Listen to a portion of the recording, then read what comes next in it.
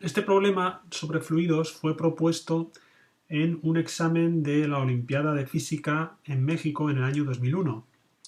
El enunciado dice así: un tubo cilíndrico de longitud L está sumergido hasta la mitad en mercurio, como se muestra en la figura. Se tapa con el dedo el orificio superior y se saca lentamente el tubo. Parte del mercurio se escurre, pero queda una columna de longitud Y. Supón que el aire encerrado en el tubo se puede considerar como un gas ideal. Y nos preguntan dos cosas. Primero, muestra que la presión del aire encerrado en el tubo se relaciona con la presión atmosférica inicial según la expresión siguiente. Y en segundo lugar, nos dicen que si la presión atmosférica equivale a una longitud h de una columna de mercurio, calcula la longitud y en términos de h y l. Bien, entonces aquí he dibujado la situación, una vez que hemos sacado el tubo del recipiente y lo tenemos tapado con un dedo en el orificio superior, tal como nos dicen, de forma que parte del mercurio se ha ido escurriendo por abajo hasta que ha quedado retenida una cierta altura de mercurio Y, y entre el mercurio y el dedo queda una columna de aire que también ha quedado retenido en medio. Entonces, como nos dicen que debemos tratar el aire como un gas ideal, para el primer apartado lo que vamos a aplicar es la ecuación de los gases ideales. En particular tenemos que la presión por el volumen sabemos que es igual al número de moles por la constante de los gases ideales y por la temperatura absoluta. El volumen inicial era igual a la sección del tubo multiplicado por la altura que tenía el aire en el tubo, L medios, mientras que el volumen final ahora será igual a la sección del tubo multiplicado por L menos Y, que es la altura de la cámara de aire, ¿de acuerdo?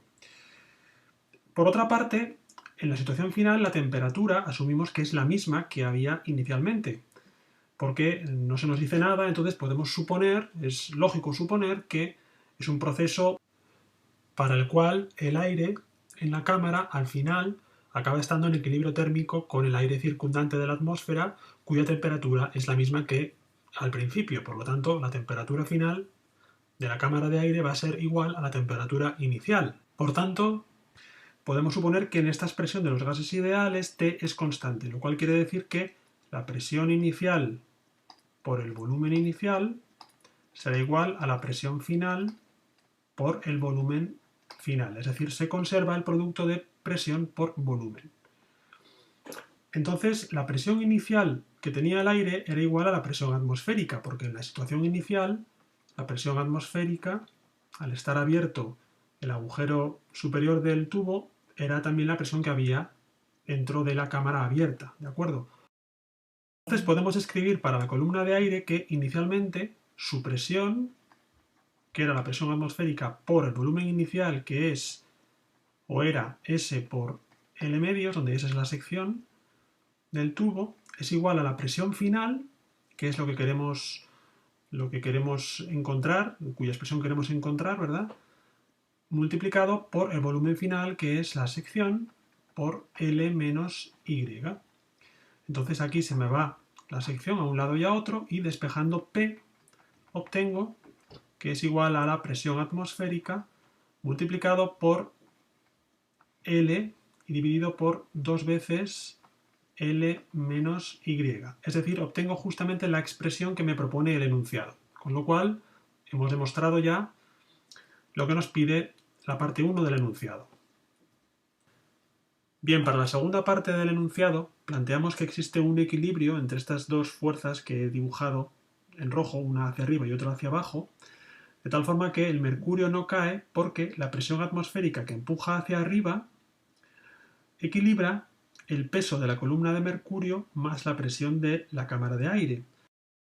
Es decir, puedo escribir que la presión atmosférica que se ejerce hacia arriba, en la boca del tubo, es igual a la suma de la presión debida al peso de la columna de mercurio, que vamos a simbolizar así, P sub Hg, más la presión que el aire ejerce sobre la interfaz entre el mercurio y la cámara de aire. que es el valor P que hemos calculado en el apartado anterior. Es decir, en la boca del tubo, en donde acaba el mercurio, se ha acumulado una presión hacia abajo que es igual a la presión debida a todo el peso de la columna de mercurio, que es este término de aquí, sumada con la presión que ya existe en la interfase entre la cámara de aire y el mercurio, que es la presión del aire P. Bien, por otra parte, esa presión debida al peso de la columna de mercurio de altura Y será igual a una proporción de la presión debida a una columna de mercurio cuya altura fuera igual a h, que sería la altura de una columna de mercurio que equivale a la presión atmosférica. Es decir, será igual a la razón entre y y h por la presión atmosférica. ¿De acuerdo? Este razonamiento creo que es bastante claro. Es decir, es una fracción de la presión atmosférica, que es la presión que ejercería una columna de mercurio de altura h.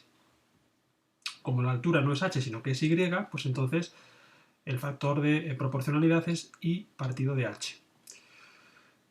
Y bueno, P viene dado por la expresión anterior, ¿de acuerdo?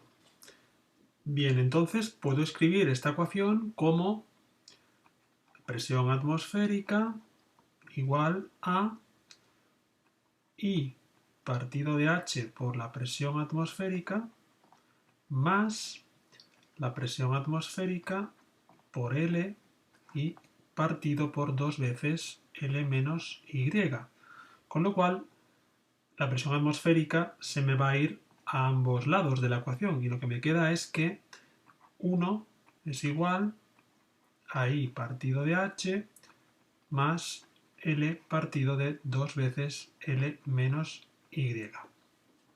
Bien, esta ecuación, si reagrupo términos, lo voy a hacer aquí arriba, me sale una ecuación cuadrática que es 2y al cuadrado menos 2 veces h más L por Y